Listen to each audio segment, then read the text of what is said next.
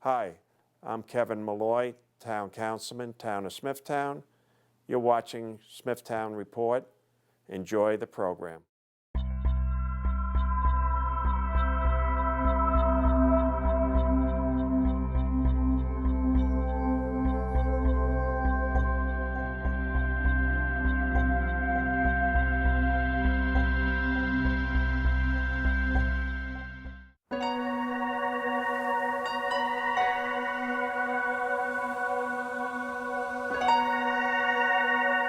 All life on Earth needs water to exist.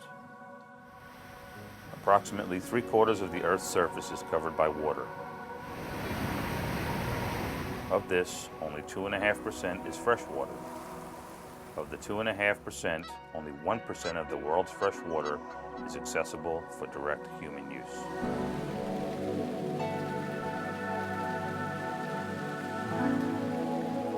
Rainfall is a major component of the water cycle and is responsible for depositing most of the fresh water on the planet.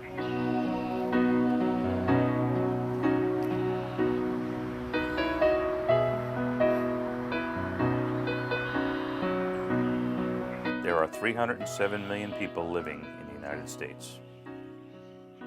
The average American uses 100 gallons of water a day. It is our most precious resource.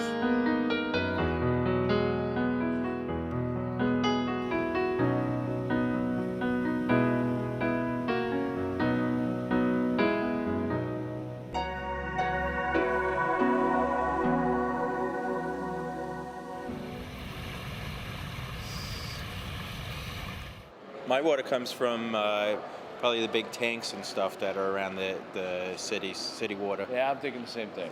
Somewhere in Suffolk County. Reservoirs. Like the Long Island Sound? A well? Some kind of plumbing system, I don't know. I guess some kind of really pretty crystal clear spring. I don't know. Sky. Or the ocean. The ocean. Reservoir. Lakes. All of Long Island's water comes from the aquifers below the Earth's surface. These aquifers are formed as a result of the water cycle.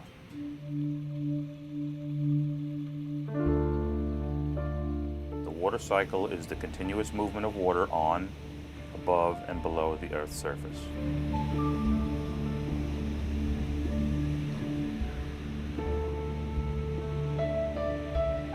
The sun begins the water cycle by heating the water in the oceans and the seas.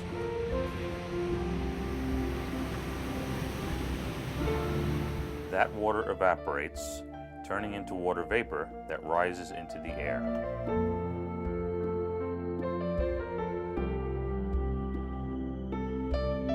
Rising air currents take the vapor up into the atmosphere, where cooler temperatures cause it to condense into clouds.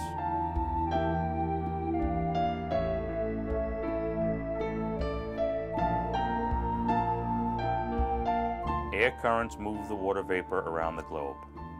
Cloud particles collide, grow, and fall out of the sky as precipitation.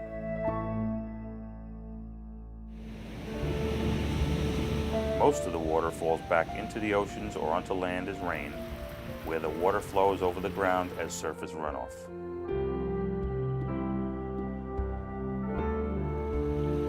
A portion of the runoff enters rivers and streams and is carried back to the ocean.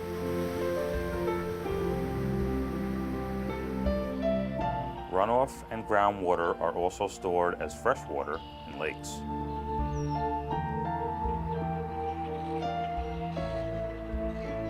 Some of this water infiltrates deep into the ground to replenish the aquifers, which store fresh water for long periods of time. This process is known as percolation or recharge. Most runoff water soaks into the ground as infiltration. Infiltration is the process by which precipitation moves through the soil into the ground. The groundwater then flows within the openings between grains and sediment from areas of higher elevation towards areas of lower elevation. Over time, the water returns to the ocean where the cycle began.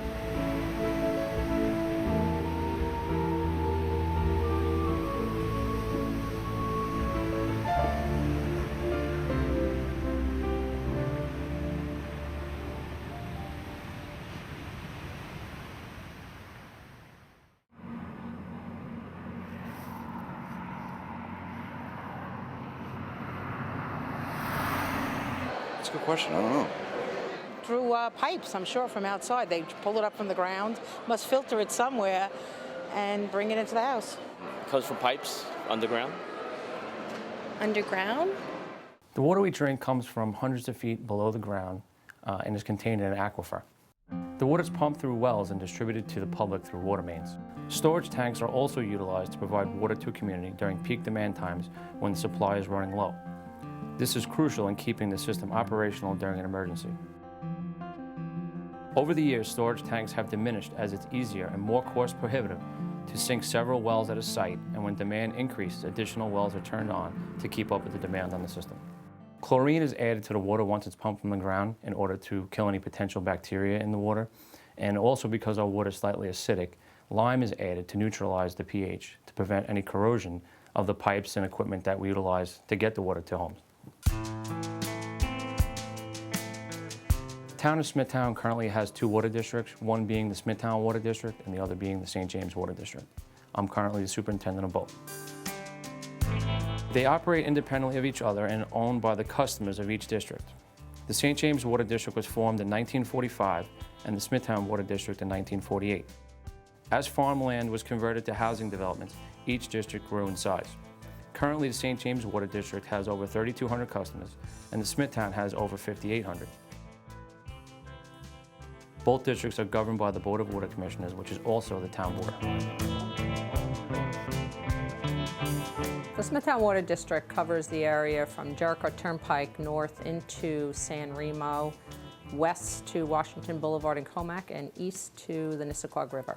We service approximately 5,800 customers at the Smithtown Water District. We're currently in a wholesale water agreement with the Suffolk County Water Authority, where we purchase water from them on a monthly basis and they bill us, and we bill our customers at our retail rate. We're responsible for maintaining the water mains, the water hydrants, reading water meters, and billing customers. My responsibility is maintaining the infrastructure of the water district. The mains, the hydrants, the water services, maintain the street valves, any road reconstruction from the highway department or state. We have to make sure all our valves are uncovered and raised to grade when they pave. Moving services, water services when they're doing drainage work. Repair of the hydrants, maintaining of the hydrants, pressure testing of the hydrants. Supervise all our workers. We have to read the meters, change meters. Just really the maintenance end of the operation of the water district. We have 2 water meter readers who go out and manually read the meters at every household and business in our district. They bring the reports back with the readings on them, and we have a special water program in our computers to calculate gallons into cost. Most residential meters are either 3/4 inch in size or 1 inch in size. And we have 2 types of meters, ones that are inside the home. Any meters, I would say, over the past 25 years are placed outside the people's home in water meter pit vaults. So we can access them anytime we want, don't have to gain entry to the homes. Although we have reading systems that we can hook up that we can read from the outside, the meters that are inside the people's homes, it makes it a lot easier for us and them. So those are 2 basic types. We bill the customers every 3 months. Minimum usage for a customer, regardless of what they use, is 267 gallons, which equals $18.43 on their bill. Of that bill, $15.25 is what we call a base fee. That covers the infrastructure of the water district.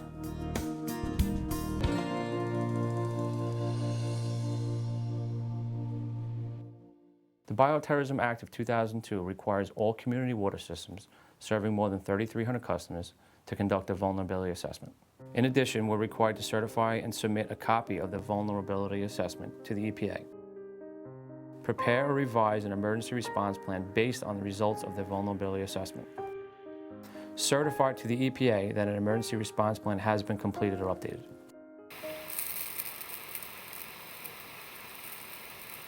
Conserve water, take less showers. Not letting the water run when you're brushing your teeth. Fix your leaky faucets. Water your lawn shorter periods of time. shut it off while you're shaving is something I do. Shower together. No, make sure the faucets are off and not leaking all night. It's not dripping. Dripping. I love your That's fantastic. That's a very good. I'm married 57 years. You never said that before.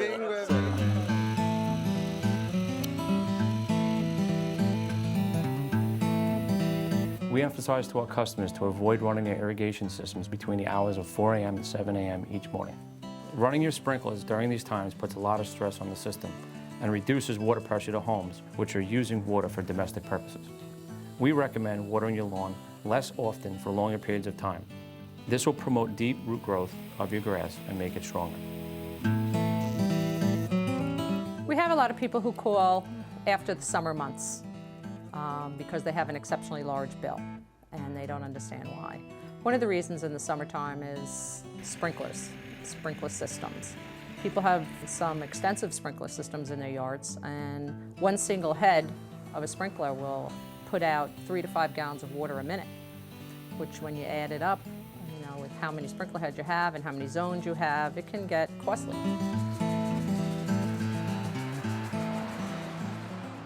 People do overwater. If you have in-ground sprinkler systems, that's 80% of your water bill. People water every day, twice a day.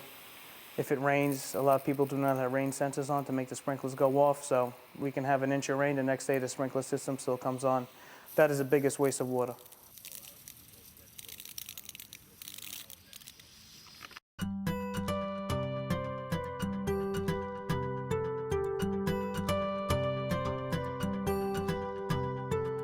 The Smithtown Water District offers a number of water conservation devices free of charge. Among them is a rain gauge. You can determine how long to run your sprinklers by placing a rain gauge in your lawn. By checking it after each rainfall, you can determine the amount of rain and adjust your watering time. It can also be used to gauge how much water your sprinklers deliver in an hour.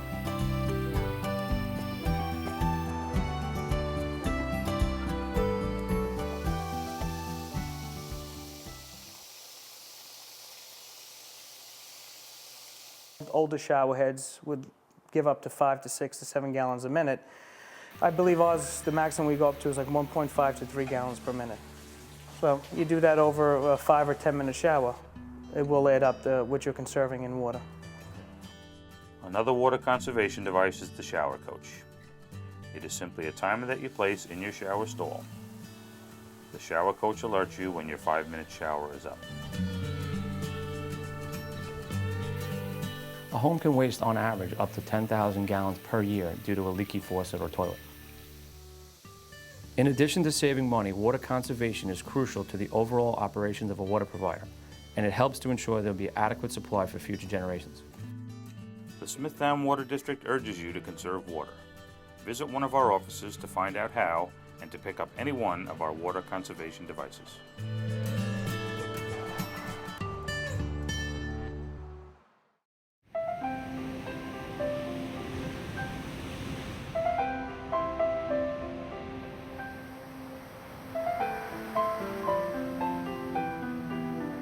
We would like people to conserve, but we're never out of water.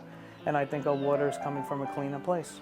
Reservoirs is collecting rainwater, unfiltered rainwater. They have to filter their water. We're tapping from the most natural resources.